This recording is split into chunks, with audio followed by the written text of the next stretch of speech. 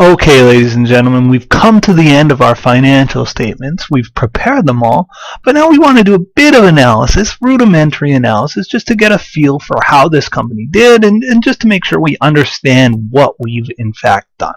We prepared an income statement. That was our summary of revenues and expenses. Revenues minus expenses equals net income. It's interesting to note I got messier as I went here.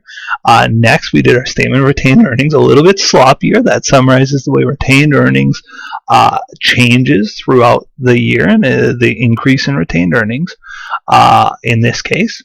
And finally, we prepared a balance sheet. And this is, I apologize for the mess, but I think we made our point here. It summarized our assets, our liabilities, and our shareholders' equity, and it confirmed that assets equals liabilities plus shareholders' equity. And you can see at the bottom line, total assets of 154 equals total liabilities and shareholders' equity of 154. Now again, if your instructor is a stickler for formatting, you're going to have to write out all the words, and there might be some odds and ends that are different, but the big picture stuff should be the same regardless of who your instructor is. Okay, let's do a bit of analysis. So again, the income statement tells us, did we make any money? And the answer is yeah. This company made 59 grand this year. This is the first place I look when I look at financial statements. Now you might say, oh, 59 grand, that's great. Well, we don't know if it's great. The only thing we know is they made $59,000 this year. It's very unusual if you're analyzing a company and figuring out how they did to look at only 1 year. If my company makes 59 grand a year, that's a great thing. If Microsoft makes $59,000 this year, people are going to be jumping out of buildings on Wall Street. That's such a terrible year. They make in the billions. If they made only $59,000, what a disaster. So it depends on the company, and it depends on the trend that the company's been on over time. That said, all we can say about this company is it was a profitable year. They didn't lose money. Statement of retained earnings shows how retained earnings changed. We started with 104 grand. We earned 59 grand, so we had up to 163,000 in retained earnings, but we gave out $43,000 in dividends. Again, dividends are not a bad thing. They make our retained earnings go down, but they're not a bad thing. The final statement is the balance sheet. It summarizes assets, liabilities, and shareholders' equity, and summarizes the financial position of the company. So, one way of analyzing a company, actually before I do that, I noted as I prepared them the dating. And I said, the income statement is for the year ended, the statement of retained earnings is for the year ended, and the balance sheet is as at.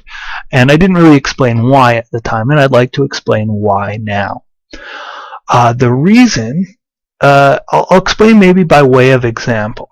Again, let's look at the income statement versus the balance sheet. The income statement says how much money we earned. Now, if I ask you, how much money did you earn? Well, it's a rude question to ask, but you kind of have to say when. How much money did I earn yesterday? How much money did I earn last week? How much money did I earn last year? They're very different numbers. I might have made $1,000 last month or $12,000 last year. So when I ask how much money did you earn, you have to kind of give me a time period. Was it a week? Was it a month? Was it a year? Same thing here. So we're saying this is how much money Fred Stelling earned for the year, for that time period. Now if I said, excuse me, sir or ma'am, how much cash did you have for the year? You'd say kind of like, what? I have cash that went up on January 1st and down on the 2nd and up on the 3rd. Your cash goes up and down over time. So when I ask you how much cash you have, again, a rude question to ask a person, but not a rude question to ask a corporation if you're their shareholder. If I ask the corporation how much cash they had, they can't say, this is how much cash we had for the year. We're going to say this is how much cash we had at our year-end date. That's what's a relevant amount. So again, it makes sense to say how much money did you earn for the year. It makes sense to say how much cash did you have on a specific date. So balance sheet items are all on a specific date. Income statement items are all for year or for the month or for a specific time period. So that's why we date the statements in the way that we do. A final note before I get on to the last question here.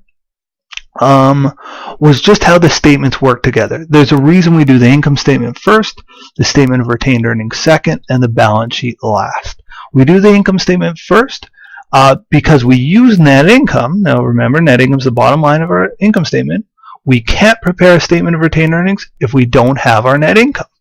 So again, the net income moves from our income statement to our statement of retained earnings. Then we go on, and our balance sheet is the last financial statement we do. We can't do the balance sheet if we don't have the retained earnings from our statement of retained earnings. So you can see it's 120 grand on the balance sheet, and there it is, the bottom line of the statement of retained earnings. So again, we use net income from our income statement to prepare our statement of retained earnings. We use our ending retained earnings from our statement of retained earnings to prepare our balance sheet. That's how the financial statements link together, and that's why we prepare them in the order that we prepare them. Okay, let's go back to the question and make sure we've answered it. It says required. Prepare the company's income statement, statement of retained earnings, and balance sheet. Done. We've done it, and we've done well. Next, calculate the company's current ratio, debt ratio, and equity ratio. These are all things used to analyze companies, ratio analysis, and you'll certainly be doing this in any of your accounting classes, and these are the first ratios somebody has to learn. And a ratio is just typically one number divided by another number, or some mathematical formula we do on the financial statements to see how the company's doing. So let's do the company's current ratio. All of these ratios happen to use the balance sheet. I'm going to do them in red pen on the side. So let's see if I can make it fit. Current ratio equals current assets divided by current liabilities. So this company's current assets we've totaled as 135. I'll just put a K there for 1,000. Current liabilities, just 4. This is going to be a huge number. I'll actually do this in Excel. I haven't prepared this in advance. So equals 135,000 divided by 4,000. When you run the number, and when I've run this number, I get 135 divided by 4 equals 33.75. Now, a couple of rules of thumb is 1.5 is thought of as a pretty magic number. If it's over 1.5, the company's safe. Less than 1.5 might be a little risky. 33.75 is very high. This company's very safe. Let's think about what this ratio is analyzing. Current assets divided by current liabilities. Current assets are all of our short-term assets, and current liabilities are those debts that are coming due within the next year. So basically, and I should make sure I'm dividing by 4K, basically what we're saying here is, do we have enough assets to pay our bills? Do I have enough money right now to pay the bills that are going to come due? And the rule of thumb is I need to have 1.5 times the current assets at the ready to pay off any of the current liabilities that are coming due. This company has 33.75 times, and you can see they have way more than enough cash to pay off all their bills. They're in a very comfortable, very safe financial position. Some investors would argue that it's way too high. This company's playing it way too safe, but that's fine. We've calculated our current ratio, current assets divided by current liabilities. Next is our debt ratio.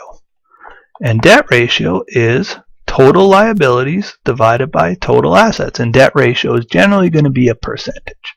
So our company's total liabilities here was, while it was 4, it was the same as our current liabilities.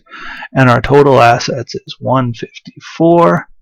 Again, I'm going to have to calculate this in Excel here. Equals 4 over 154.